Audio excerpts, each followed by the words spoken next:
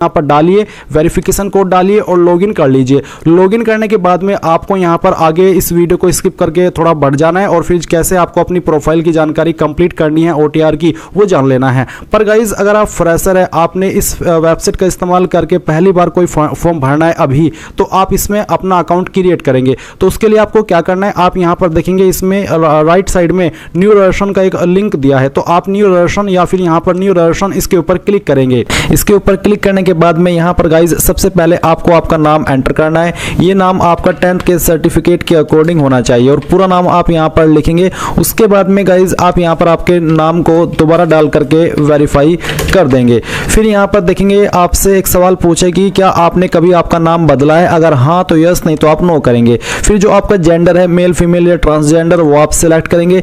Gender को दोबारा select करके वेरीफाई कर लेंगे। इसके बाद आप यहाँ पर डेट ऑफ बर्थ अपनी सिलेक्ट करेंगे। डेट ऑफ बर्थ भी आपकी 10th के सर्टिफिकेट के अकॉर्डिंग ही होनी चाहिए, तो इस तरह से आप यहाँ पर इसको सिलेक्ट कर लीजिएगा। ये सिलेक्ट करने के बाद में आप देखेंगे वेरीफाई डेट ऑफ बर्थ, तो आपको यहाँ पर date of birth same way में अपनी वेरीफाई कर लेनी है, जैसे कि अभी आपको मैंने वेरीफाई यानी कि फिल करके दिखाई है।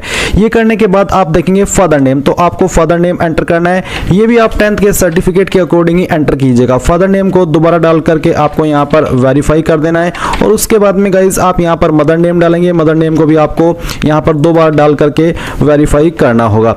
इसके बाद आप देखेंगे माइनॉरिटी स्टेटस, क्या आप माइनॉरिटी कम्युनिटी से आते हैं, अल्पसंख्यक समुदाय से आते हैं? अगर हाँ तो यस, नहीं तो आप नो करेंगे। अगर आप आते हैं और आप यस कर रहे हैं तो फिर आपको बताना कि आपकी माइनॉरिटी कम्युनिटी इनमें से कौन सी है। जो भी है वो आप सिलेक्ट कर लीजिएगा।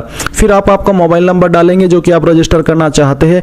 ध्यान दीजिए नंबर आपका बिल्कुल एक्टिव होना चाहिए क्योंकि इसके ऊपर OTP जाता है। फिर आप कोई अन्य फोन नंबर देना चाहते तो अल्टरनेट मोबाइल नंबर के अंदर दे सकते हैं, नहीं तो आप चाहे तो इस ऑप्शन को खाली छोड़ सकते हैं। उसके बाद आप आपकी ईमेल आईडी यहाँ पर डालेंगे। फिर अल्टरनेट ईमेल आईडी के अंदर कोई अन्य ईमेल आईडी देना चाहते तो दे सकते हैं, नहीं तो आप इसको भी खाली छोड़ सकते हैं। फिर आपको यहाँ पर 10th का जो बोर्ड एग्जामिनेशन रोल नंबर है वो बताना होगा, यानी कि 10वीं का रोल नंबर क्या था वो आप यहाँ पर एंटर कर देंगे। फिर गाइज आपसे एक सिक्योरिटी क्वेश्चन पूछा है, तो जो भी सिक्योरिटी क्वेश्चन आप सिलेक्ट करना चाहे बस वो आपको ध्यान रखना है और उसका एक आंसर आपको आपकी चॉइस के अकॉर्डिंग देना है। ये आपको तब काम आता है जब आप आपका पासवर्ड भूल जाते हैं और आप उसको रिकवर करने की कोशिश करते हैं। तो ऐसे में आपको इसी क्वेश्चन का यही वाला आंसर दे करके अपने पासवर्ड को रिसेट करने का ऑप्शन मिल जाता है।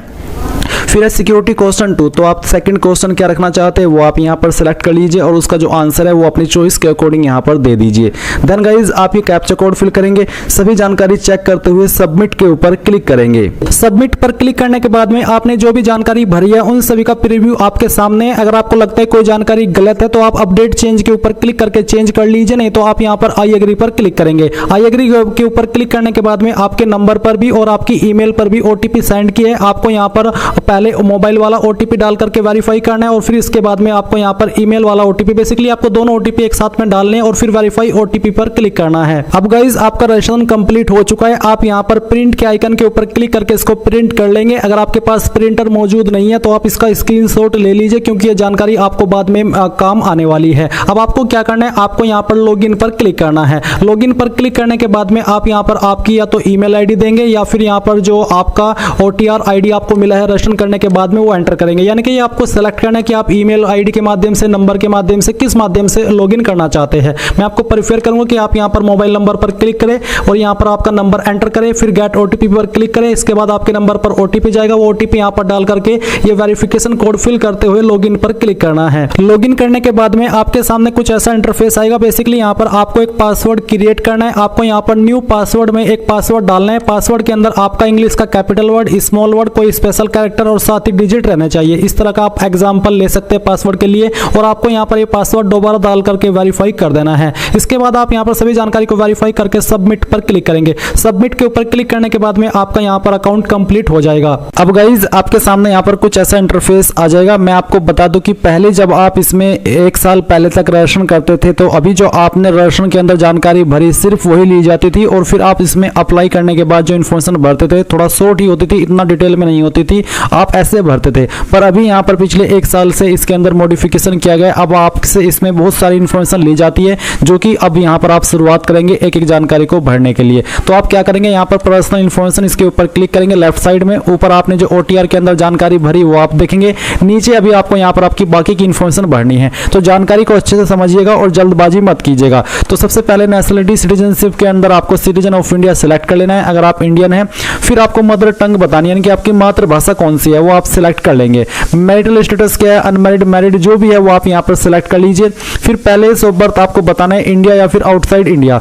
उसके बाद में आप यहाँ पर बताएंगे पोस्ट ऑफिस, आपका नजदीकी पोस्ट ऑफिस कौन सा है वो आप यहाँ पर लिख देंगे। सिटी टाउन विलेज का क्या नाम है वो आप यहाँ पर लिखेंगे। स्टेट यहाँ से आपको आपकी सिलेक्ट कर लेनी है। डिस्ट्रिक्ट आपकी कौन सी है वो डिस्ट्रिक्ट आप सिलेक्ट कर लेंगे, और फिर जो आपका पिन कोड है वो भी आप यहाँ पर डाल देंगे। ये डालने के बाद में आपकी कास्ट कैटेगरी कौन सी है, SC ST OBC general OBC जो EWS जो भी है वो आप सेलेक्ट कर लेंगे। मान लीजिए आपकी कैटेगरी OBC है तो फिर आपसे पूछेगी कि आप क्रीमी लेयर से बिलोंग करते हैं। अगर हाँ तो यस करने पर फिर आपको इसके ऊपर टिक करना है कि candidates belonging to OBC but coming in the creamy layer and thus not being entitled to OBC reservation will be treated as general community. यानी कि अगर जो कैंडिडेट OBC है और वो यहाँ पर क्रीमी लेयर में आते हैं तो फिर उनको यहाँ पर जनरल कम्युनिटी के अंदर कंसिडर किया जाएगा। पर अगर आप नहीं आते क्रीमी लेयर के अंदर तो आप नो करेंगे। नो करने के बाद में जो आपका कास्ट सर्टिफिकेट नंबर है जो कि आपका सेंट्रल का बना होना चाहिए वो आप यहाँ पर डालेंगे। उसके बाद में आपका सर्टिफिकेट इनमें से कौन से पोस्ट के अधिकारी ने जारी किया है आपको पोस्ट सिलेक्ट कर लेनी है। जो आपका सर्टिफिकेट है वो आपको चेक करना है और उसमें आपको राइट साइड में नीचे की तरफ देखने को मिलेगा कि आपका सर्टिफिकेट कौन से अधिकारी ने जारी किया है। गाइज अभी जो आप वीडियो में देख सकते हैं ये OBC का कास्ट सर्टिफिकेट है सेंट्रल गवर्नमेंट का। तो यहाँ पर मैं आपको डेमो के लिए दिखा रहा हूँ ताकि आप थोड़ा और बेहतर तरीके से समझ सके। इसमें आपको एक आवेदन क्रमांक देखने को मिल रहा है। तो यहाँ पर जो आप सर्टिफिकेट नंबर है इसमें आवेदन क्रमांक नहीं भरेंगे बल्कि आपको जो नीचे प्रमाण पत्र क्रमांक है वो आपको भरना है। तो प्रमाण पत्र क्रमांक आपको यहाँ पर सर्टिफिकेट नंबर में भरना होगा और फिर आप यहाँ पर नीचे सक्षम अधिकारी यहाँ पर जो लिखा है तहसीलदार, तो इसका मतलब है कि ये जो सर्टिफिकेट है ये सक्षम अधिकारी तहसीलदार ने जारी किया है, इसलिए मैंने यहाँ पर तहसीलदार सेलेक्ट किया है। अगर आपको सक्षम अधिकारी के बाद में किसी और पोस्ट के अधिकारी का नाम देखने को मिल रहा है तो उसी पोस्ट को आपको यहाँ पर इस लिस्ट में से सिलेक्ट करना होगा। इसके बाद नीचे आता है स्टेट यूटी ऑफ इश्यूइंग, कौन सी स्टेट ने आपका सर्टिफिकेट जारी किया है वो स्टेट आप सिलेक्ट कर लेंगे, ये तो आपको पता ही होगा। और किस डेट में इशू हुआ, जैसे कि यहाँ पर जारी दिनांक इसमें 21/10/2023 है तो आपको आपके सर्टिफिकेट के ऊपर यहीं पर देखने को मिल जाएगी। जो भी आपकी डेट है सर्टिफिकेट जारी होने की वो आप यहाँ पर सिलेक्ट कर लीजिएगा।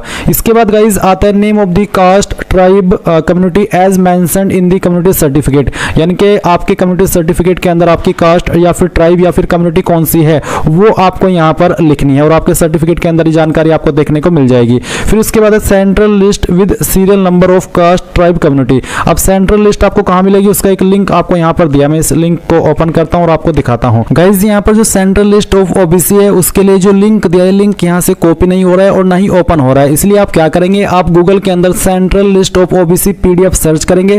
पहले वाली जो सेंट्रल लिस्ट ऑफ OBC आएगी ये आप ओपन करेंगे। इसको ओपन करने के बाद में आप जिस भी स्टेट से है वो स्टेट आपको सिलेक्ट कर लेनी है और फिर आपके सामने इस तरह से कास्ट कम्युनिटी आ जाएगी। तो इनमें से आपकी जो भी कास्ट है या फिर जो भी कम्युनिटी है और उसके सामने जो सीरियल नंबर पड़ा जैसे कि 59, 60, 61 वही सीरियल नंबर आपको यहाँ पर इसमें एंटर करना होगा। तो जो भी है वो आप यहाँ पर एंटर कर दीजिएगा। उसके बाद में आप यहाँ पर देखेंगे वेदर यू आर PWBD या फिर PWD कैंडिडेट, यानी कि क्या आप विकलांग है, अगर हाँ तो यस, नहीं तो आप नो करेंगे। फिर है फोटो आइडेंटिटी कार्ड, तो आप इनमें से कोई एक ID सेलेक्ट कर लेंगे, जो भी ID आप इनमें से देना चाहे वो आप दे सकते हैं। और फिर जो भी ID आप सेलेक्ट करें उसका नंबर आपको यहाँ पर डालना है। और उसके बाद आता है have you ever been recommended as PH PWBD candidate in the examination conducted by UPSC in the past, यानी कि कोई एग्जाम जो UPSC ने कंडक्ट किया हो उसमें आप PH या फिर PWD कैंडिडेट के रूप में रिकमेंड किए गए थे, अगर हाँ तो यस, नहीं तो आप यहाँ पर नो कर देंगे।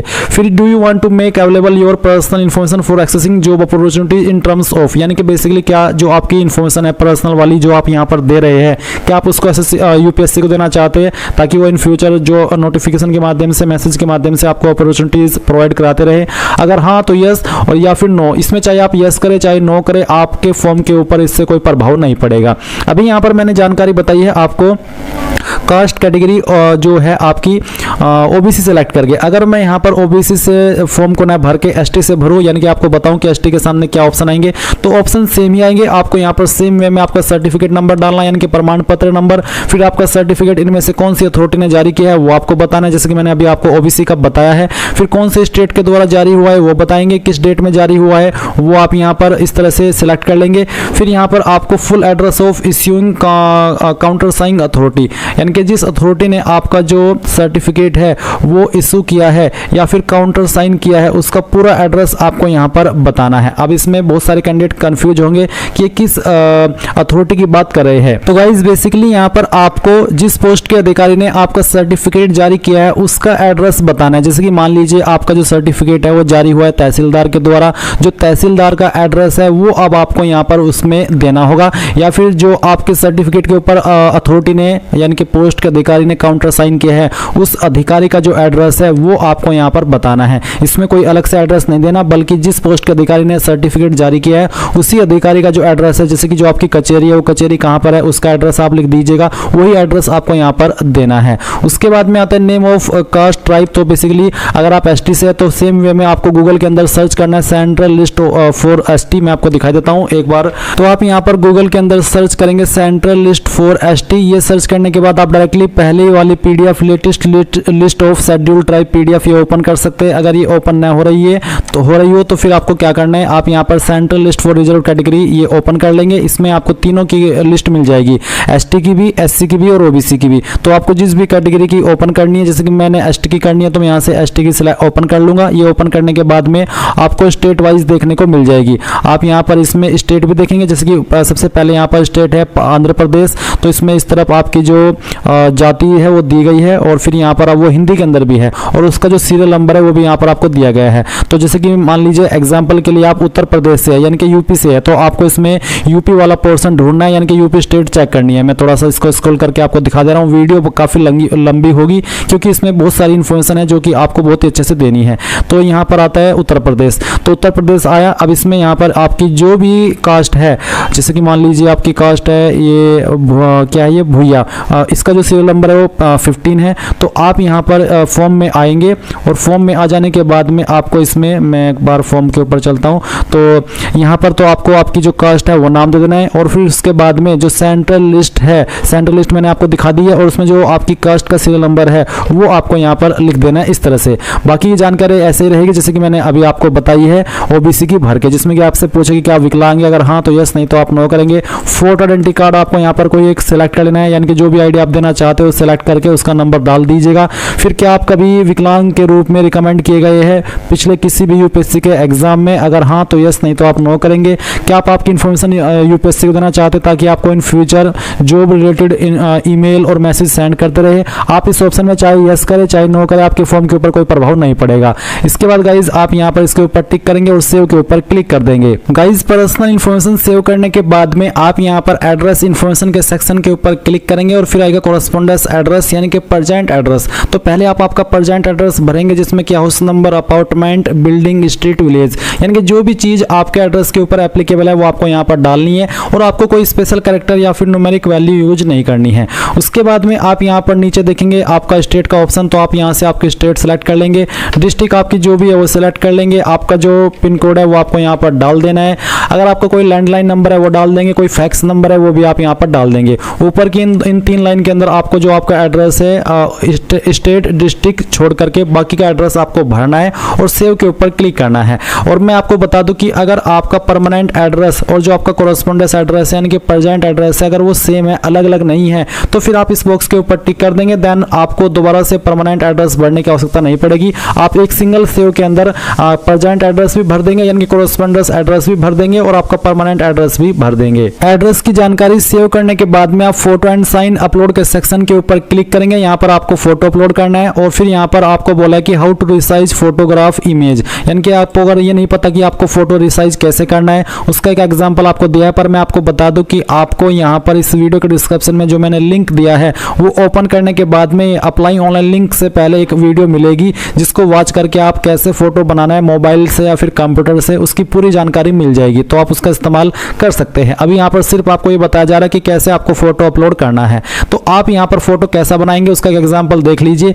आपको फोटो इस तरह का रखना है जिसमें कि नेम के बाद में आपका नाम लिखना है, फिर फोटोग्राफ डेट के बाद में आपकी डेट लिखनी है कि किस डेट में आपने फोटो को लिया है, और फोटो के ऊपर डेट ज़्यादा पुरानी नहीं होनी चाहिए। इसके अलावा आपके फोटो का फॉर्मेट जेपीजी रहना चाहिए, और जो डायमेंशन है वो आपका 550 पिक्सल वाइड और 550 पिक्सल ही हाइट होनी चाहिए। इसके अलावा जो आपका साइज है फोटो का वो 20 से 300 KB के बीच में रहना चाहिए, और जो इस एक्सेप्ट नहीं होंगे फोटोज वो आपको यहाँ पर बताए हैं। तो आप चूज फाइल के ऊपर क्लिक करेंगे और जहाँ पर भी फोटो फाइल है वो आपको सिलेक्ट करनी है। मैं यहाँ पर आपको दिखा रहा हूँ, रियल फोटो अपलोड करके मैंने ये फाइल सेलेक्ट की, ओपन किया। ओपन करने के बाद में यहाँ पर आई हरबे डिक्लेयर दैट फोटोग्राफ माइन, आप इसके ऊपर टिक करेंगे और सेव के ऊपर क्लिक कर देंगे। सेव के ऊपर क्लिक करने के बाद देख लीजिए आपका फोटो इस तरह से आ जाएगा। ऐसा ही आपको बोला है फोटो अपलोड करने के लिए। इसके बाद आप सिग्नेचर के सेक्शन के ऊपर क्लिक करेंगे। सिग्नेचर के सेक्शन के ऊपर क्लिक करने के बाद बोला है कि 350 × 350 आपका जो सिग्नेचर का डायमेंशन है वो रहना चाहिए। एंड यहाँ पर आप क्या करेंगे, चूज फाइल के ऊपर क्लिक करेंगे और जहाँ पर भी आपका साइन है वो आपको सिलेक्ट कर लेना है। तो चलो मैं यहाँ पर सिलेक्ट कर लेता हूँ साइन। मैंने ये साइन सेलेक्ट किया, ओपन किया, यहाँ पर टिक किया, उसके बाद में सेव के ऊपर क्लिक करता हूँ तो आप देखेंगे कि यहाँ पर जो साइन है वो आ चुका है। और आप यहाँ पर अब क्या करेंगे, आपको इसमें एजुकेशनल इन्फॉर्मेशन सेक्शन इसके ऊपर क्लिक करना है। अब आप देखेंगे पहले आपसे मैट्रिकुलेशन यानी कि 10वीं की इन्फॉर्मेशन ली जा रही है, तो आपको यहाँ पर क्लास डिवीजन ग्रेड के अंदर बताना है कि आपकी क्लास या फिर डिवीजन क्या थी। जिनके 60+ % होते हैं वो फर्स्ट क्लास फर्स्ट डिवीजन के अंदर आते हैं, और जिनके 45 से लेकर के 59 के बीच में रहते हैं परसेंटेज, उनको यहाँ पर सेकंड क्लास के अंदर रखा जाता है, और जिनके 33 से लेकर के 45 के बीच में होते हैं वो थर्ड क्लास के अंदर आते हैं या फिर पास क्लास के अंदर आते हैं। इसके बाद आता है परसेंटेज ऑफ मार्क्स, आपकी परसेंटेज कितनी है। अगर आपके नंबर CGPA के अंदर है तो आप यहाँ पर अपना CGPA स्कोर भरेंगे, पहले CGPA स्कोर बताएंगे और फिर कितने में से आपको CGPA आया है वो आप यहाँ पर CGPA आउट ऑफ में लिखेंगे। पर मेरे नंबर परसेंटेज में है इसलिए मैं यहाँ पर परसेंटेज भर दे रहा हूँ, फिर मुझे CGPA स्कोर भरने की कोई आवश्यकता नहीं है। इसके बाद गाइज आप बताएंगे कि किस साल के अंदर आपने जो ये आपकी क्वालिफिकेशन है वो पास की है। इसके बाद फिर आएगा सब्जेक्ट्स, तो सब्जेक्ट्स आपके पास क्या क्या थे। आपको यहाँ पर कोई स्पेशल कैरेक्टर लगाने की आवश्यकता नहीं है, सिंपली एक एक करके जो भी आपके पास 10वीं के अंदर सब्जेक्ट थे वो एंटर कर देने हैं, चाहे वो 5 सब्जेक्ट थे चाहे फिर वो 6 सब्जेक्ट थे। तो एक एक करके सभी सब्जेक्ट के आप नाम लिख दीजिएगा। फिर आता है name of school college institute, तो आपने कहाँ से आपका 10वीं जो है वो किया है उसका नाम आपको यहाँ पर एंटर करना है।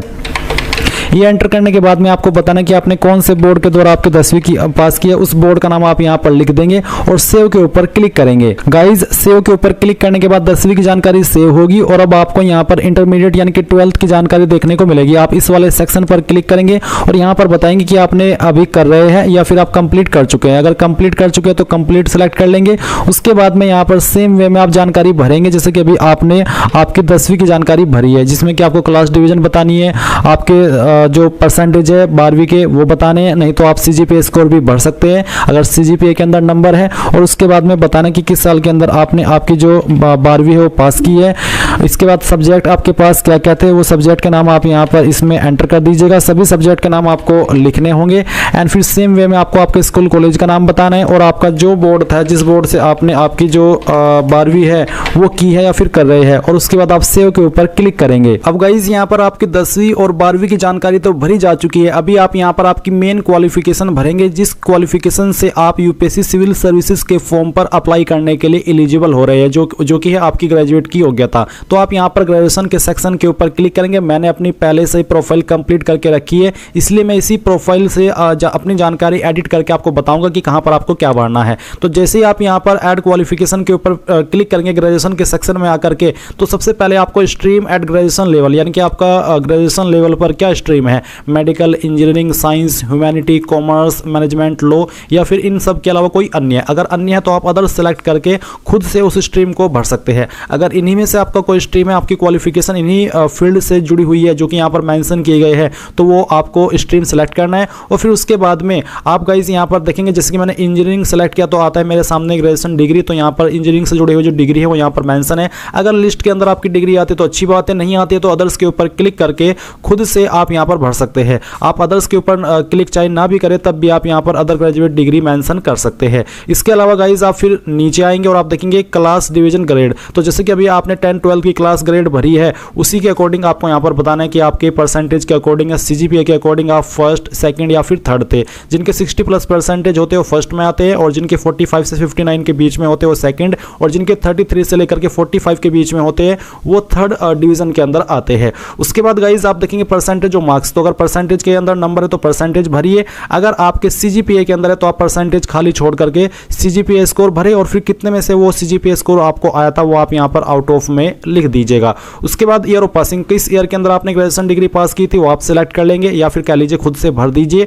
और फिर जो आपके सब्जेक्ट्स थे या फिर जो आपका डिसिप्लिन है वो आपको यहाँ पर एंटर करना है। कोई स्पेशल कैरेक्टर आपको यूज नहीं करना है, नहीं तो डिटेल्स सेव नहीं हो पाएगी और बार बार एरर आता रहेगा। इसके बाद आता है name of school, college, institute, कहाँ से आपने आपकी जो क्वालिफिकेशन ग्रेजुएशन की वो की है उस इंस्टीट्यूट का नाम आपको यहाँ पर एंटर करना है। उसके बाद में नेम ऑफ बोर्ड, यूनिवर्सिटी, तो यहाँ पर आपको आपके बोर्ड या यूनिवर्सिटी का नाम देना है। मैंने यहाँ पर ये जानकारी डेमो के लिए भरी है, आप आपके रियल इंस्टीट्यूट का नाम यहाँ पर भर देंगे, और यानी कि जिस कॉलेज से आपने की है, और फिर वो जो कॉलेज आपका एफिलेटेड है वो किस यूनिवर्सिटी से है उस यूनिवर्सिटी को आपको यहाँ पर सेलेक्ट कर लेना है। अगर लिस्ट के अंदर नहीं है आपकी यूनिवर्सिटी तो आप अदर का सेक्शन सेलेक्ट करके खुद से अपनी यूनिवर्सिटी का नाम यहाँ पर दे सकते हैं।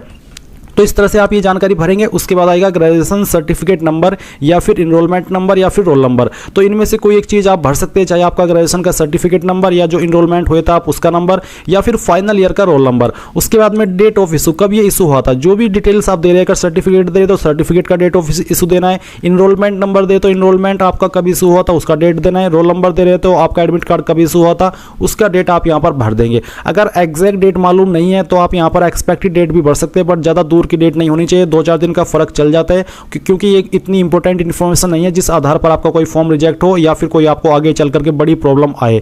इसके बाद आता है डेजिग्नेशन ऑफ इश्यूइंग अथॉरिटी, किस अथॉरिटी के द्वारा आपका ये जो डिटेल्स आप दे रहे हैं वो इशू हुआ है, जैसे कि सर्टिफिकेट, इनरोलमेंट नंबर या रोल नंबर, तो जिस भी इंस्टीट्यूट से आप कर रहे हैं उसी के माध्यम से बेसिकली आपका ये इशू हुआ होगा, तो उसी का आपको यहाँ पर इंस्टीट्यूट का नाम दे देना है। उसके बाद में आपको आपकी जिस इंस्टीट्यूट ने या फिर आपकी यूनिवर्सिटी ने आपका जो ये सर्टिफिकेट नंबर या इनरोलमेंट नंबर या फिर आपका रोल नंबर जारी किया है, एडमिट कार्ड जारी किया है, तो उस अथॉरिटी का नाम, उसका नाम तो आपने दे दिया, उसका पूरा एड्रेस आप यहाँ पर डाल दीजिएगा। फिर नीचे आता है कि do you have any basic educational qualification और higher qualification obtained from a foreign institute, क्या आपने कोई सामान्य क्वालिफिकेशन या फिर कोई हायर क्वालिफिकेशन फॉरेन इंस्टीट्यूट से प्राप्त की है, अगर हाँ तो यस कर दीजिए, नहीं तो आपको नो करना है, और उसके बाद आप सेव के ऊपर क्लिक कर देंगे। अब सेव के ऊपर क्लिक करने के बाद ये जानकारी आपकी सेव हो जाएगी, और इसके बाद में गाइज आप यहाँ पर पोस्ट ग्रेजुएशन का सेक्शन भी देखेंगे। तो अगर आपने पोस्ट ग्रेजुएशन की है और आप उसकी इन्फॉर्मेशन देना चाहते तो आप इस सेक्शन के ऊपर आएंगे और सेम वे में जैसे कि अभी आपने यहाँ पर आपकी ग्रेजुएशन की जानकारी भरी है वो भर देंगे।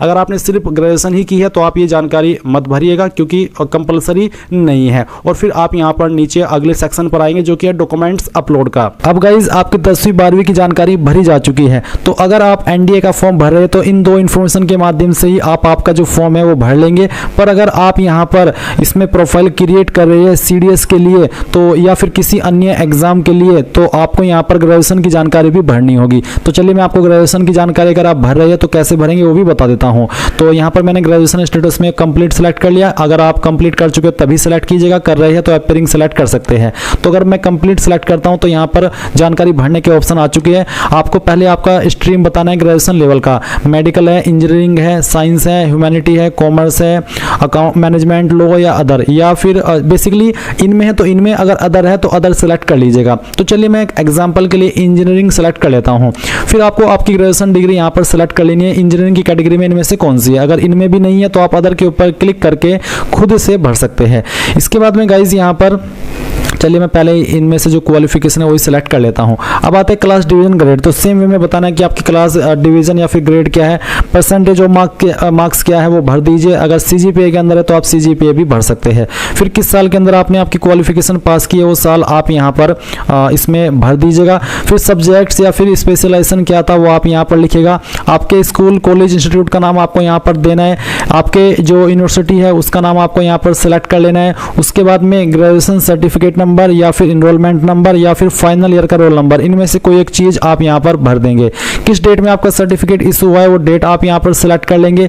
फिर कौन सी अथॉरिटी ने आपका सर्टिफिकेट जारी किया है उस अथॉरिटी का नाम आपको बताना है, यानी कि कौन से, जैसे कि आपके उसमें डीन होता है, प्रिंसिपल होता है, किसने आपका सर्टिफिकेट जारी किया, किसने उसके ऊपर साइन किए, वो आपको बताना है। और फिर उसका जो पूरा एड्रेस है वो भी आपको बताना होगा, यानी कि जो आपके प्रिंसिपल है उनका पूरा एड्रेस क्या है, उनका आपको यहाँ पर पूरा एड्रेस देना होगा। फिर एक सवाल आता है कि do you have any basic educational qualification और higher qualification obtained from a foreign institute, क्या आपने कोई नॉर्मल क्वालिफिकेशन या हायर क्वालिफिकेशन किसी विदेशी इंस्टीट्यूट से प्राप्त की है? अगर हाँ तो यस, नहीं तो आप नो करेंगे और सेव के ऊपर क्लिक करके इस जानकारी को सेव कर देंगे। सेम वे में गाइज अगर आपने पीजी डिग्री की है तो आप पीजी की जानकारी भी सेम वे में भर सकते हैं। अब इसके बाद में गाइज आप यहाँ पर डॉक्यूमेंट्स अपलोड इस सेक्शन के ऊपर क्लिक करेंगे। अब आपको यहाँ पर बोला है please upload necessary document certificate for applying any examination of eligibility otherwise your completed application will be rejected, यानी कि जो डॉक्यूमेंट्स आपके ऊपर अनिवार्य हो रहे हैं, सर्टिफिकेट अनिवार्य हो रहे हैं, वो आपको अपलोड करना है, नहीं तो आपका फॉर्म रिजेक्ट कर दिया जाएगा, भले ही आपने सभी जानकारी क्यों ना भर ली हो। तो आपको यहाँ पर डॉक्यूमेंट अपलोड करने के लिए जो बोला है वो PDF फॉर्मेट में बोला है और साइज 1 MB से कम ही रहना चाहिए, ज़्यादा अगर होगा तो अपलोड नहीं हो पाएगा। अब क्या क्या डॉक्यूमेंट अपलोड करने हैं वो आप देख लीजिए। मैट्रिकुलेशन सर्टिफिकेट या फिर school leaving certificate as proof of date of birth, यानी कि डेट ऑफ बर्थ के प्रूफ में आप यहाँ पर स्कूल लिविंग सर्टिफिकेट जिसको आप TC बोलते हैं वो भी अपलोड कर सकते हैं, या फिर 10वीं का सर्टिफिकेट भी अपलोड कर सकते हैं। तो आप यहाँ पर इसको PDF के फॉर्मेट में अपलोड करेंगे। अगर वो इमेज में है तो आप गूगल के अंदर सर्च कीजिएगा इमेज टू PDF। ये सर्च करने के बाद में यहाँ पर आपके सामने पहली वेबसाइट आएगी। मैं आपको थोड़ा दोबारा से सर्च करके दिखाता हूँ। यहाँ पर आपको पहली वाली वेबसाइट ओपन कर लेनी है, फिर आपको सिलेक्ट JPG इमेज इसके ऊपर क्लिक करना है। एग्जांपल के लिए मैं ये इमेज सिलेक्ट करता हूँ, ओपन करता हूँ और उसके बाद में आप कन्वर्ट टू PDF पर क्लिक करेंगे तो जो भी आपकी फाइल का इमेज है वो PDF के फॉर्मेट में डाउनलोड हो जाएगा और फिर आप यहाँ पर उसको PDF के फॉर्मेट में अपलोड करेंगे, क्योंकि वो PDF के फॉर्मेट में ही आपसे लिया जा रहा है। जैसे कि आप देख लीजिए, मैंने इस फाइल को सिलेक्ट किया और यहाँ से इसको ओपन किया तो इस तरह से एज डॉक्यूमेंट अपलोडेड सक्सेसफुली इस तरह से अपलोड हो जाएगा और आप इस आइज के ऊपर क्लिक करके उसको व्यू भी कर सकते हैं। अब आप यहाँ पर जो आपका सर्टिफिकेट ऑफ ग्रेजुएशन और equivalent educational qualification including a copy of recognised letter equivalence certificate from AIC UGC if applicable, यानी कि अगर आपने ग्रेजुएशन की जानकारी भरी है तो आप यहाँ पर जो सर्टिफिकेट ऑफ ग्रेजुएशन है या फिर उसके बराबर की जो योग्यता है उसका सर्टिफिकेट यहाँ पर अपलोड करेंगे सेम वे में। उसके बाद आप यहाँ पर जो आपने फोटो ID दी है, चाहे वो आधार कार्ड हो, वोटर ID कार्ड हो, पैन कार्ड हो, तो वो ID आपको यहाँ पर अपलोड करनी है। फिर यहाँ पर अगर आप SC ST OBC है तो आपने अगर SC ST OBC से फॉर्म को भरा या राशन करा है तो आप सर्टिफिकेट यहाँ पर आपका कास्ट का अपलोड करेंगे। इसके बाद में certificate in support of claim of age election, यानी कि जो एज के अंदर छूट मिलती है या फिर आप एज के अंदर छूट चाह रहे हैं तो उसके संबंध में आपको यहाँ पर उसका सर्टिफिकेट अपलोड करना होगा। फिर hailing certificate to show that the candidate hails from Arunachal Pradesh, यानी कि अगर आप इन स्टेट से बिलोंग करते हैं तो आपको यहाँ पर आपका हेलिंग सर्टिफिकेट अपलोड करना है। इसके अलावा अचीवमेंट्स इन डिफरेंट फील्ड्स, अगर आपको कोई अचीवमेंट है, अवार्ड्स है, प्राइज है, सर्विस एक्सपीरियंस है तो उसका डॉक्यूमेंट आपको यहाँ पर अपलोड करना है। तो बेसिकली ये है कि जो डॉक्यूमेंट्स आपके ऊपर एप्लीकेबल है वो आप यहाँ पर अपलोड कर दीजिए और उसके बाद में आप पेरेंटल इन्फॉर्मेशन सेक्शन के ऊपर आ जाएंगे। पेरेंटल इन्फॉर्मेशन पर आने के बाद में आप पहले फादर इन्फॉर्मेशन भरेंगे, जहां पर आपको नेशनलिटी ऑफ फादर सिलेक्ट कर लेनी है, इंडियन। फादर प्रोफेशन यहाँ पर आपको इसमें सिलेक्ट कर लेना है, तो जो भी है वो आप सिलेक्ट कर लीजिए। अगर उनकी मृत्यु हो चुकी है फादर की तो आप डिकेज्ड भी सिलेक्ट कर सकते हैं। अगर प्रोफेशन इनमें नहीं है तो आप यहाँ पर अदर के ऊपर क्लिक करके खुद से लिख सकते हैं सेल्फ एम्प्लॉयमेंट या फिर जो भी प्रोफेशन है वो आप लिख सकते हैं। इसके बाद में फादर का एड्रेस पूछा है, जहां पर बोला है कि father present postal address same as your address, यानी कि अगर आपके पिता का एड्रेस और जो आपका एड्रेस है वो सेम है तो आप यहाँ पर कॉरेस्पॉन्डेंस ये सिलेक्ट कर लेंगे और देखेंगे कि जो एड्रेस आपने अपना भरा था वही एड्रेस यहाँ पर आ चुका है। पर अगर वो अलग है तो आप रिसेट एड्रेस के ऊपर क्लिक करके खुद से अपने फादर का एड्रेस यहाँ पर भर सकते हैं। फिर यहाँ पर नीचे की तरफ आप आएंगे तो देखेंगे if your father is in service indicate the post held by him, if retired indicate last post held by him, यानी कि अगर आपके पिताजी सर्विस के अंदर है तो आपको यहाँ पर वो कौन सी पोस्ट के ऊपर अभी काम कर रहे हैं वो आपको बताना है, और अगर वो रिटायर हो चुके हैं तो फिर अब वो कौन सी लास्ट पोस्ट पर थे उसका नाम आपको देना है। पर अगर वो नहीं है अभी जॉब के अंदर तो फिर आप यहाँ पर नॉट एप्लीकेबल इस तरह से लिख देंगे। और annual income of your father, अगर आपके फादर डिकीज यानी कि उनकी मृत्यु हो चुकी है तो आप यहाँ पर 0 लिखेंगे, नहीं तो आपकी फादर की एनुअल इनकम क्या है वो आपको यहाँ पर एंटर कर देनी है इस तरह से। फिर state to which your father originally belong, कौन सी स्टेट के आपके फादर स्थायी निवासी है वो स्टेट सेलेक्ट कर लेनी है, और फिर कौन सी स्टेट से वो ओरिजिनली बिलोंग करते हैं, सॉरी स्टेट से नहीं बल्कि डिस्ट्रिक्ट से, वो आपको सेलेक्ट करनी है और उसके बाद आप सेव के ऊपर क्लिक कर देंगे। इसके बाद गाइज आप यहाँ पर मदर इन्फॉर्मेशन के सेक्शन के ऊपर आएंगे और सेम वे में आपको मदर की इन्फॉर्मेशन भी भरनी है। तो नेशनलिटी सेलेक्ट कर लेंगे, फिर मदर का प्रोफेशन सेलेक्ट कर लेंगे जो भी है, उसके बाद में आप यहाँ पर नीचे की तरफ एड्रेस को बता देंगे कि क्या एड्रेस है, या फिर आप चाहे तो फादर एड्रेस का ऑप्शन टिक करके जो आपके फादर का एड्रेस है वो यहाँ पर आ जाएगा। एंड सेम वे में अगर आपकी जो माताजी है वो सर्विस के अंदर है किसी, तो आपको यहाँ पर किस पोस्ट पर काम करती है वो बताना है। अगर वो रिटायर हो चुकी है तो आप यहाँ पर लास्ट किस पोस्ट पर वो काम करती थी उस पोस्ट का नाम आपको यहाँ पर बताना होगा। एनुअल इनकम क्या है वो आपको यहाँ पर एंटर कर देनी है। उसके बाद में आप यहाँ पर जो स्टेट है आपकी माताजी की जहाँ से वो ओरिजिनली बिलोंग करते हैं वो बतानी है, और फिर आपकी माताजी की डिस्ट्रिक्ट, एंड देन सेव के ऊपर क्लिक करके जानकारी भी आपकी सेव हो जाएगी। अब आप यहाँ पर क्या करेंगे, आपको एम्प्लॉयमेंट इन्फॉर्मेशन सेक्शन के ऊपर क्लिक करना है। यहाँ पर पूछा है योर प्रेजेंट एम्प्लॉयमेंट, अगर आप यहाँ पर इनमें से किसी स्टेट डिपार्टमेंट के अंदर एम्प्लॉयड है जैसे कि central, state, PSU, private, other, तो आप बता दीजिए। अगर आप अभी नॉट एम्प्लॉयड है तो नॉट एम्प्लॉयड के ऊपर क्लिक करेंगे। फिर आपसे पूछेगी क्या कभी आपने जॉब की है, एम्प्लॉयड रहे हैं, अगर हाँ तो यस, यस करने के बाद मैं आपको बताना कि गवर्नमेंट पब्लिक एंटरप्राइज, अगर हाँ तो यस, नहीं तो अगर यस तो फिर बताएंगे इफ गवर्नमेंट सर्विस, तो आपको इंटीमेशन शुरुआती डेट बतानी कि कब आपने जॉब ज्वाइन की थी, अगर नो तो आप नो रख कर सकते हैं। पर अगर आप कभी एम्प्लॉयड हुए नहीं है अभी तक तो आप नो कर दीजिएगा सिंपली। फिर पूछे कि have you ever been self employed, क्या आपने कभी सेल्फ एम्प्लॉयड यानी कि खुद से कोई काम करा है, अगर हाँ तो यस, नहीं तो आप यहाँ पर नो भी कर सकते हैं। उसके बाद आप सेव कर देंगे, ये जानकारी आपकी यहाँ पर सेव हो जाएगी। फिर आएगा यूपीएससी एग्जामिनेशन इन्फॉर्मेशन, तो आप यहाँ पर इसके ऊपर क्लिक करेंगे। इसके ऊपर क्लिक करने के बाद पूछा कि क्या कभी आप यूपीएससी के एग्जाम से निकाले गए हो, ब्लैकलिस्ट किए गए हो, अगर हाँ तो यस, नहीं तो आप नो कर देंगे। क्या कभी आप यूपीएससी एग्जामिनेशन के अंदर प्रीवियस किसी ईयर के अंदर अपीयर हुए हैं किसी भी एग्जाम में, अगर हाँ तो यस, नहीं तो आप नो करेंगे। Have you ever accepted allocation to a service post on the basis of civil service examination held in earlier year, यानी कि जो एलोकेशन होती है या फिर पोस्ट है वो आपको सिविल सर्विस एग्जाम के माध्यम के आधार पर पहले कभी किसी ईयर में मिली है, अगर नहीं तो आप पहली बार ये फॉर्म भर रहे हैं तो आप यहाँ पर नो कर दीजिए। उसके बाद में सेव के ऊपर क्लिक कर दीजिए। इसके बाद ये जानकारी भी आपके सेव होगी। अब आता है achievement, prizes, medals and others, तो आप इसके ऊपर क्लिक करेंगे। यहाँ पर है particulars at the university, state, in national level in respect of following, तो अगर आपको कोई प्राइज मिला है, मेडल मिला है, स्कॉलरशिप मिली है तो आप यहाँ पर बताएंगे। स्पोर्ट्स रिलेटेड या एनसीसी रिलेटेड जानकारी इसमें भरेंगे। Position of destruction leadership held in school college, अगर कोई मिली है तो आप बताएंगे, यहाँ पर लिख देंगे। अदर एक्स्ट्रा करिकुलर एक्टिविटीज में या इंटरेस्ट में आपकी जो हॉबीज है वो आप यहाँ पर बता देंगे। उसके बाद एक सवाल है कि वेदर योर फैमिली ओन्स और possess any of the following asset, 5 एकड़ ऑफ एग्रीकल्चर लैंड या फिर उससे ज़्यादा, रेसिडेंटल फ्लैट 1000 स्क्वायर फीट या उससे ज़्यादा, residential plot 100 square yards and above in notified municipalities, residential plot of 200 square yards and above in area other than notified municipalities. अगर आपके पास इनमें से कोई एक चीज़ भी है तो आप यस करिए, अगर नहीं है तो आप नो कर दीजिए। यस करने पर भी कोई अतिरिक्त ऑप्शन नहीं आ रहा है। इसके बाद लैंग्वेज इंक्लूडिंग इंडियन लैंग्वेज, तो आपको यहाँ पर लैंग्वेज की जानकारी देनी है।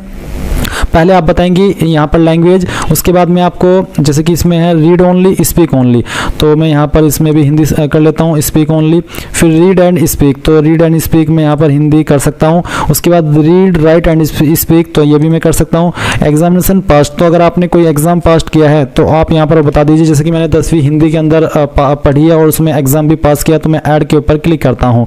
ऐड के ऊपर क्लिक करने के बाद में यहाँ पर जानकारी आ चुकी है। रीड भी कर सकता हूँ, बोल भी सकता हूँ। इसी तरह से आप यहाँ पर जो आपको सेकंड लैंग्वेज आती है वो सेकंड लैंग्वेज भी आप सिलेक्ट कर लीजिएगा। यहाँ पर सिर्फ इंडियन लैंग्वेज है, कोई अन्य लैंग्वेज नहीं है, यानी कि इंग्लिश का ऑप्शन इसमें नहीं है।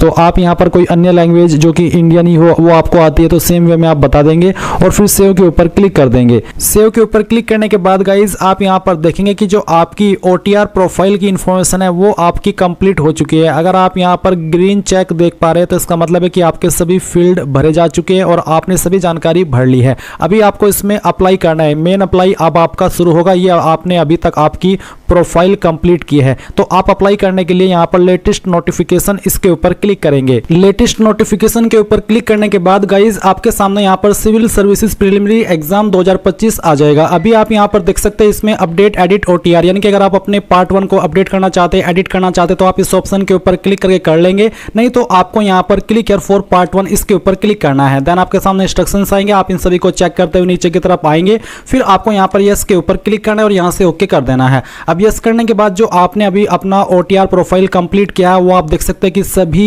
इसमें ग्रीन होने चाहिए, ग्रीन चेक। और इसका ग्रीन चेक होने का मतलब है कि आपने अपने ओटीआर प्रोफाइल को कंप्लीट करके रखा है। अभी आप यहाँ पर नीचे की तरफ आएंगे और आप चाहे तो यहाँ से अपनी प्रोफाइल समरी को एक बार व्यू या प्रिंट भी कर सकते हैं। अब आप जैसे इसके ऊपर टिक कर दे तो आपको आई एग्री इसके ऊपर क्लिक करना है। अब इसके ऊपर क्लिक करने के बाद आप यहाँ पर व्यू पार्ट 1 के ऊपर क्लिक करके इसको व्यू करना चाहिए कर सकते हैं। नहीं तो आप क्लिक फॉर पार्ट 2 इसके ऊपर क्लिक करेंगे। देन आपके सामने इस तरह से इंफॉर्मेशन आएगी। आप सभी जानकारी चेक करने के बाद नीचे की तरफ देखेंगे नेशनलिटी, तो आप सिटीजन ऑफ इंडिया इसमें सेलेक्ट कर लीजिए।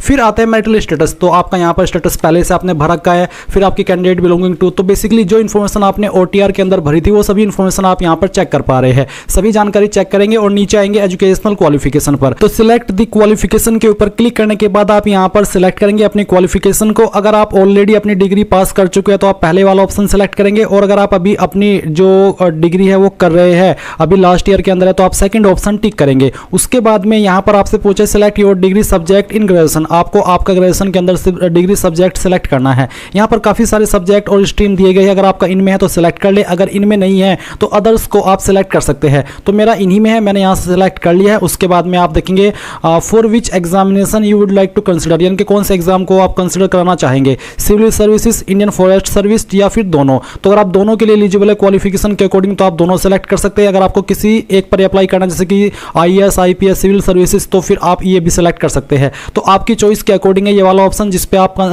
कंसिडर कराना चाहते हैं, अपने आप को प्रेफरेंस देना चाहते हैं, वो आप दे सकते हैं। फिर आप एड्रेस की इन्फॉर्मेशन देखेंगे जो कि आपको चेक करनी है, और उसके बाद में कंटिन्यू इसके ऊपर क्लिक करना है। अब आता है क्लेमिंग एज रिलैक्सेशन, यानी कि जो आयु सीमा के अंदर छूट मिलती है, क्या आप उसको क्लेम करना चाहते हैं? अगर हाँ तो यस कर दीजिए, अगर नहीं तो आप नो कर सकते हैं। अगर आप ओवर एज हो चुके हैं तभी आप यहाँ पर यस करके इसमें क्लेम कीजिएगा, ओवर एज नहीं हुआ तो कोई जरूरत आपको इसको क्लेम करने की है नहीं। अब आप यहाँ पर नीचे देखेंगे डॉक्यूमेंट्स, तो आप डॉक्यूमेंट्स को भी वेरीफाई कर लीजिएगा। तो गाइज यहाँ पर जैसे ही आप अपने डॉक्यूमेंट व्यू करेंगे, अगर मान लीजिए आप अपने डॉक्यूमेंट को व्यू कर रहे हैं और फिर भी आपको यहाँ पर आगे बढ़ने का जो ऑप्शन है वो नहीं मिल रहा है, तो इसका मतलब है कि आपको डॉक्यूमेंट के सेक्शन में जाकर के फिर से अपनी सेम फाइल को अपलोड करना है जो कि वहां पर आपको अपलोड करने को बोली जा रही है, जैसे कि 10th का सर्टिफिकेट, 12th का, डिग्री का। तो अगेन उन फाइल को आप अपलोड कर देंगे और फिर आप यहाँ पर व्यू डॉक्यूमेंट अपलोडेड के ऊपर क्लिक करके उनको व्यू भी कर लेंगे। इसमें आप क्या देख सकते हैं, upload the certificate of graduation, यानी कि ग्रेजुएशन का सर्टिफिकेट आपको अपलोड कर देना है। और साथ ही यहाँ पर जो अगर आप SC ST कैंडिडेट है तो आपको आपका कास्ट सर्टिफिकेट अपलोड करना है।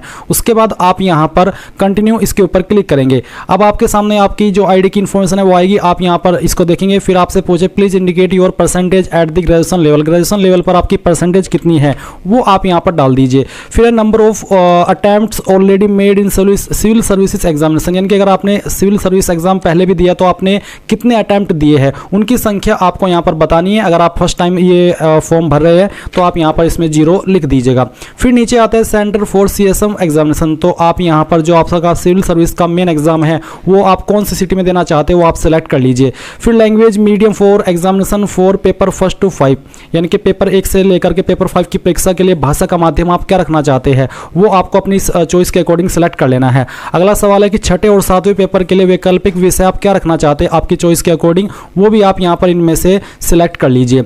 ये सिलेक्ट करने के बाद में आप यहाँ पर देखेंगे छठे और 7वें पेपर के वैकल्पिक विषय का भाषा माध्यम, तो किस लैंग्वेज में आप चाहते हैं ये पेपर वो आप सेलेक्ट कर लीजिए आपकी चॉइस के अकॉर्डिंग। और सवाल आता है अगला कि क्या आप अरुणाचल प्रदेश, मणिपुर, मेघालय, मिजोरम, नागालैंड, सिक्किम के रहने वाले हैं? अगर है तो यस, नहीं तो आप नो कर दीजिए। उसके बाद में आता है कि यदि नहीं तो पेपर ए हेतु भाषा का चयन करें, इनके पेपर 1 आप किस लैंग्वेज में देना चाहते हैं वो लैंग्वेज आप सेलेक्ट कर लीजिए। उसके बाद आप कंटिन्यू इसके ऊपर क्लिक करेंगे। अब आपने जो भी जानकारी भरी है वो सभी आपके सामने, आप एक बार फिर से इन सभी को जानकारी को चेक कर ले।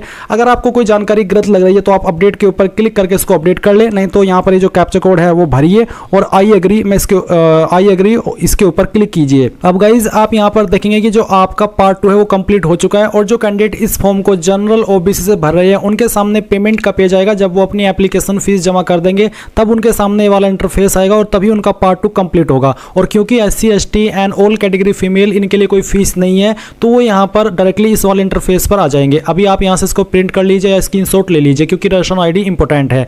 अभी उसके बाद आप लेटेस्ट नोटिफिकेशन के ऊपर अगेन क्लिक कर दीजिएगा और उसके बाद आप यहाँ पर व्यू पार्ट 2 कर सकते हैं और इसको दोबारा से देख सकते हैं। एंड देन आप click here to detailed application form, इसके ऊपर क्लिक करेंगे। इसके ऊपर क्लिक करने के बाद गाइज यहाँ पर आता है language medium for interview test. तो इंटरव्यू के लिए आप किस लैंग्वेज में देना चाहते हैं, बेसिकली हिंदी या फिर इंग्लिश, वो आप सेलेक्ट कर लीजिएगा।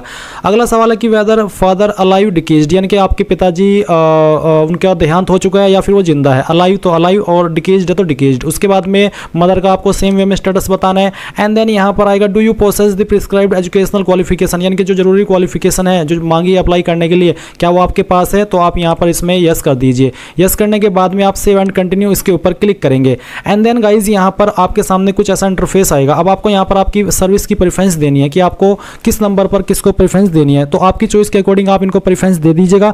ऐसा नहीं है जैसे कि मैं भर रहा हूँ आप भी इसी तरह से भरे। आपको आपका जो कॉमन सेंस है या फिर खुद का आइडिया जो आपको लगता है कि मैं इस वाली पोस्ट को पहले नंबर पर प्रेफरेंस देना चाहता हूँ, उसको दूसरे नंबर पर देना चाहता हूँ, उसके अकॉर्डिंग दे सकते हैं। तो जो भी चॉइसेस पर आप एलिजिबल होंगे आपकी क्वालिफिकेशन के अकॉर्डिंग वो आप यहाँ पर दे दीजिएगा और फिर आप यहाँ पर सेव एंड कंटिन्यू इसके ऊपर क्लिक कीजिएगा। अब आपके सामने यहाँ पर सोशियो इकोनॉमिक क्वेश्चन का एक सेक्शन आता है। तो यहाँ पर आपको बैकग्राउंड ऑफ द कैंडिडेट में प्लेस ऑफ बर्थ बताना है। तो village, tehsil, town, district headquarter, state capital other than metropolis, out of India, कहाँ पर जन्म हुआ है वो आप यहाँ पर सेलेक्ट कर लीजिए आपके स्टेटस के अकॉर्डिंग। फिर है place where you had most of your school education, आपकी ज़्यादातर क्वालिफिकेशन किस जगह पर हुई है, village, tehsil, town, district headquarter, तो जहाँ पर भी हुई है वही आप यहाँ पर सिलेक्ट कर लीजिएगा। उसके बाद में आता है place of residence most of the time after completing higher secondary education, यानी कि आपकी जो 12वीं कंप्लीट करने के बाद में आप ज़्यादातर किस जगह पर रहे हैं वो आपको बताना है। Village, tehsil, town, district headquarter, तो जहाँ पर भी रहे इनमें से वो आप सिलेक्ट कर लीजिएगा।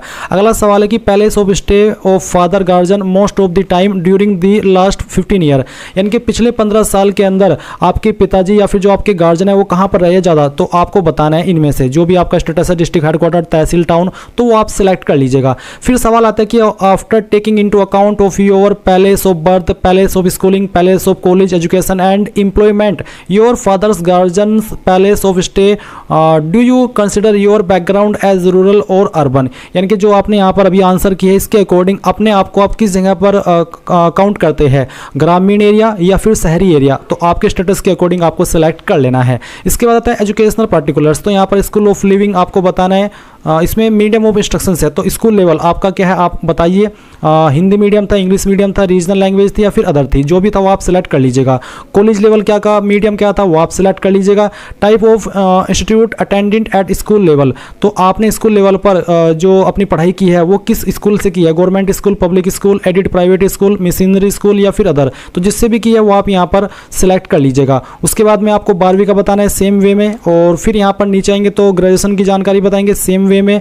आपका यहाँ पर सवाल है कि academic discipline, please mention the academic discipline of educational qualification completed, humanities, commerce, science, engineering, तो जिसमें भी की है वो आप सिलेक्ट कर लीजिएगा।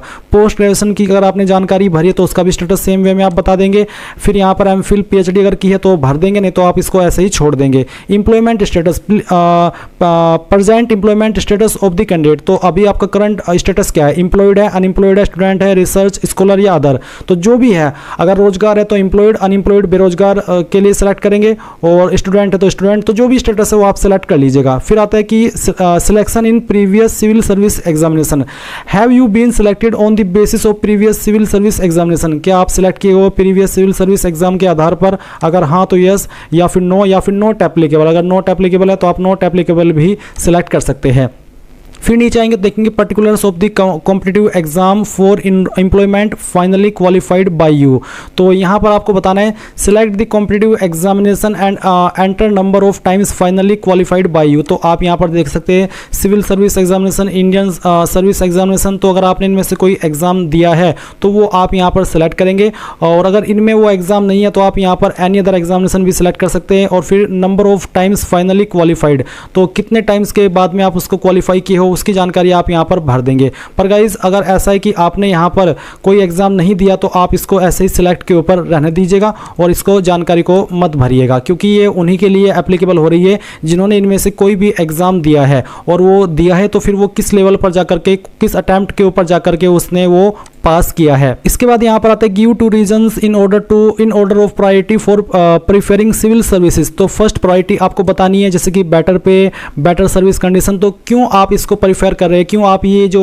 आपका यूपीएससी सिविल सर्विस एग्जाम है वो देना चाहते हैं, या फिर आप सिविल सर्विस या सिविल सर्वेंट बनना चाहते हैं। तो कोई भी एक रीजन आपकी चॉइस के अकॉर्डिंग आप यहाँ पर बता सकते हैं, इनमें से जो कि यहाँ पर आपको मेंशन किए गए हैं। जो मैं सिलेक्ट कर रहा हूँ उसके ऊपर ना जाकर के आप अपनी चॉइस के अकॉर्डिंग अपना जवाब यहाँ पर दीजिएगा। सेकंड प्रायोरिटी आप यहाँ पर बता सकते हैं, जो भी है आपका वो आप दे दीजिएगा। फिर है बैकग्राउंड ऑफ पेरेंट गार्जियन। तो फादर गार्जियन का जो बैकग्राउंड है उसके इन्फॉर्मेशन आपको देना है। तो सिलेक्ट एजुकेशनल क्वालिफिकेशन, आपके पिताजी की क्वालिफिकेशन क्या है वो आप सिलेक्ट कर लीजिएगा। फिर मदर की क्वालिफिकेशन आपको सिलेक्ट कर लेनी है। इसके बाद आता है source of information about the civil services examination, यानी कि सिविल सर्विसेज एग्जामिनेशन के बारे में आपको कहां से पता चला है। तो यहां पर आप कोई भी एक रीजन इनमें से सिलेक्ट कर लीजिएगा। उसके बाद में आप नीचे की तरफ आएंगे, देखेंगे coaching attended for civil services prelim exam. तो आपने यहां पर कौन सी कोचिंग अटेंड किया, government institute, university, private coaching centre, other, या फिर नॉट अटेंडेड। तो जो भी आपका रहा है इनमें से स्टेटस वो आप यहाँ पर सिलेक्ट कर लीजिए आपकी चॉइस के अकॉर्डिंग। अगर अटेंड ही नहीं किया, वैसे ही आप तैयारी कर रहे हैं अपने खुद से, तो आप नोट अटेंडेड भी सिलेक्ट कर सकते हैं। मेन एग्जाम के लिए भी आप यहां पर सिलेक्ट कर लीजिएगा आपके स्टेटस के अकॉर्डिंग। और आपका जो सिविल सर्विसेज पर्सनालिटी टेस्ट है ये आपने कहां से इसकी परमिशन की है वो भी आप यहां पर बता दीजिएगा। इसके बाद यहां पर नीचे आएगा नंबर ऑफ अटेम्प्ट। तो civil services preliminary exam number of attempts made, कितने अटेम्प्ट आपने दिए, तो जितने भी दिए वो आप भर दीजिएगा। नहीं दिया है तो आप यहां पर 0 लिख दीजिएगा।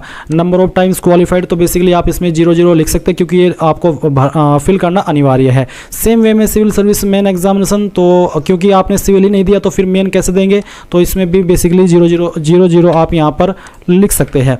उसके बाद ऑप्शनल सब्जेक्ट, तो यहाँ पर आ चुका है आपका ऑप्शनल सब्जेक्ट। सेकंड है optional subject in previous CS main examination, तो अगर एप्लीकेबल है तो सिलेक्ट कर लीजिएगा, नहीं तो आप इसको ऐसे ही रहने दीजिएगा। फिर यहाँ पर आएगा आपके सामने suggestion, please give specific suggestions if any brief to improve the civil services examination with regard to syllabus examination system. यानी कि अगर आप यूपीएससी को कुछ सजेशन देना चाहते हैं सिलेबस और इसके पैटर्न को लेकर के, कोई भी सजेशन वो हो सकता है आपकी चॉइस के अकॉर्डिंग, जो आपको लगता है वो आप यहां पर लिख दीजिए आपकी चॉइस के अकॉर्डिंग, और उसके बाद में सेव एंड कंटिन्यू इसके ऊपर क्लिक कर दीजिए। अब आपके सामने यहां पर declaration to be signed by the candidate का एक पेज आएगा जो कि आपको यहां पर देख लेना है, और फिर आप प्रीव्यू एप्लीकेशन के ऊपर क्लिक करके आपने जो फॉर्म भरा अभी तक वो भी प्रीव्यू कर लीजिएगा। पूरी जानकारी अच्छे से चेक कर लेनी है। जब आपको लगे कि यहाँ सभी जानकारी सही है तभी आप यहाँ पर have you seen the preview of the application इसके ऊपर क्लिक करके यस करना है, and then part 3 final submit इसके ऊपर क्लिक करना है। अब गाइज यहाँ पर आप देखेंगे centre selection and agreeing to declaration, आप इसके ऊपर क्लिक कीजिए, एंड देन यहाँ पर आपका जो एग्जाम सेंटर है मेन प्रीलिमिनरी वाला वो आप सिलेक्ट कर लीजिएगा। ये सिलेक्ट करने के बाद में आप यहाँ पर इसमें नीचे की तरफ डिक्लेरेशन देखेंगे, आई एग्री के ऊपर क्लिक करेंगे, एंड देन फिर आप देखेंगे कि जो आपका फॉर्म है वो बेसिकली कंप्लीट हो जाएगा। गाइज अगर आपके सामने फाइनल प्रिंट लेते समय या फिर फाइनल सबमिट करते समय कोई एरर आ जाता है, जैसे कि मेरे सामने अभी आया था, तो फिर आप अगेन लॉगिन हो जाइएगा, और लॉगिन होने के बाद में आप यहाँ पर view selection centre and agreeing to declaration इसके ऊपर देख सकते हैं। साथ ही साथ आप एप्लीकेशन स्टेटस के ऊपर क्लिक करके जो अभी आपने फॉर्म भरा है उसका स्टेटस भी आप यहाँ पर चेक कर सकते हैं। तो गाइज इस तरह से आप लोग आपका ये जो UPSC civil services online form 2025 है वो भर पाएंगे। आई होप ये जानकारी आपको पसंद आई होगी। कोई सवाल डाउट अभी भी रह गया हो तो कमेंट के माध्यम से पूछ लीजिएगा। Thanks for watching. जय हिंद।